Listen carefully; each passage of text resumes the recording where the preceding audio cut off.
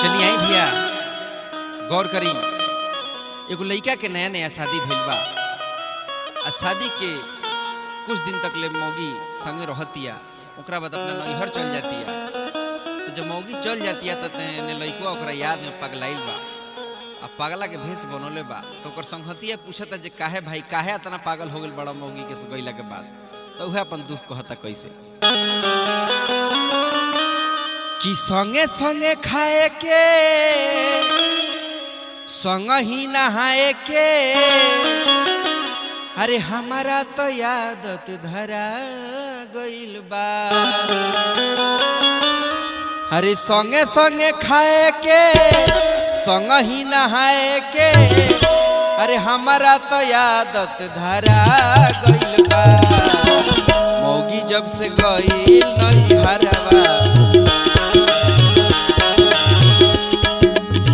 मौगी जब से गइल नैहरवा, लागे कि कुछ भुला गइल बा।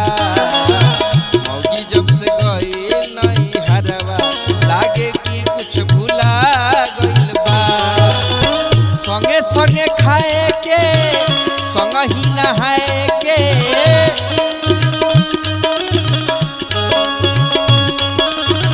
संगे संगे खाए के संग ही नहाए के, हमारा तो आदत धरा गइल बा। मौगी जब से गइल नैहरवा, मौगी जब से गइल नैहरवा, लागे कि कुछ भुला गइल बा। मौगी जब से गइल नैहरवा, लागे कि कुछ भुला गइल बा।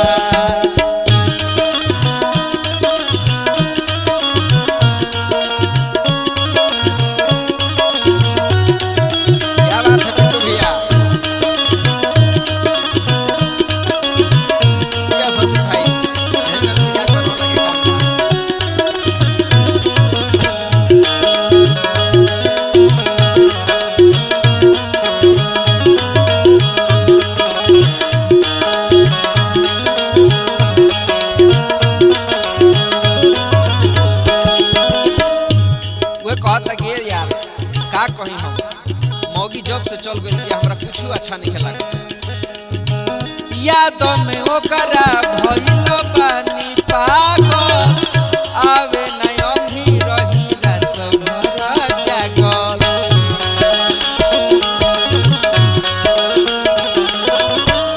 याद में ओकरा भइल बानी पागल, आवे नहीं अंधी रही रात भर जागल।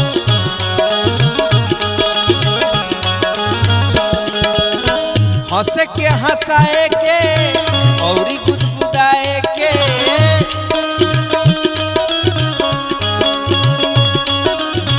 हंसे के हंसाए के औरी गुदगुदाए के, हमारा तो आदत धरा गइल बा। मौगी जब से गइल नैहरवा,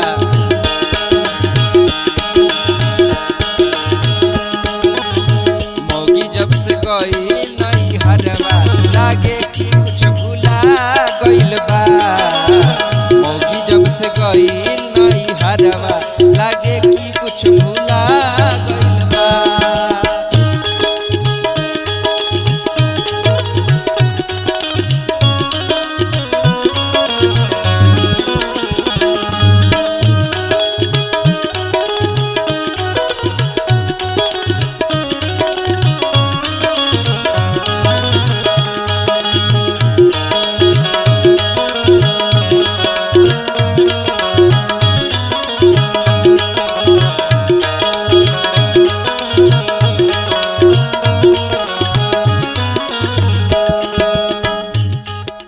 लइकवा कहता कि ये यार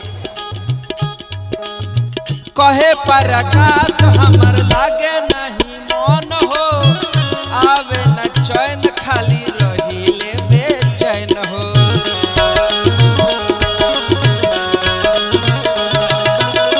कहे पर आकाश हमर लागे नहीं मन हो, आवे न चैन हम रहिले बेचैन हो।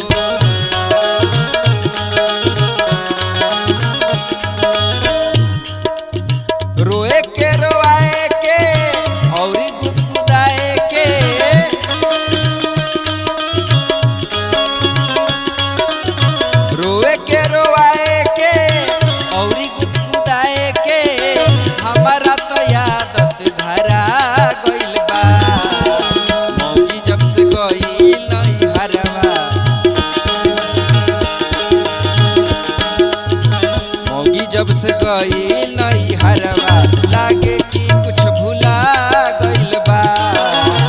मौगी जब से गईल नहीं हरवा लागे कि कुछ भुला गइल बा।